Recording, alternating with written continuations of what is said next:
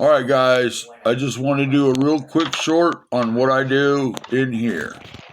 I drop down, but then I come over here into the corner and I AFK a little bit. You have to AFK to let these, you see how they're dropping down in there? This is what I do all day. Sit down here, let them build up some. You can see, watch the numbers. Because the more mobs you get in there, the better it works. There's my spawners, just a circle of them over a hole going into water. It's not difficult or anything like that. Then you drop down. I let the water take me down.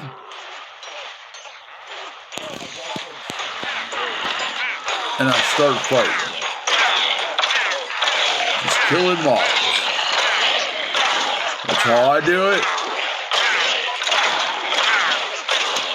Earlier today, it would kill me right away, but it looks like it's working now. There it goes. Now I look up, and I go this way,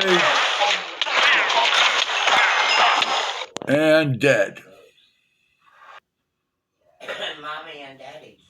That is the struggle I'm having with my spawner. All right? This is Rich. Jets Alter Ego, a.k.a. Chloe's grandpa. Y'all have a great day. God bless.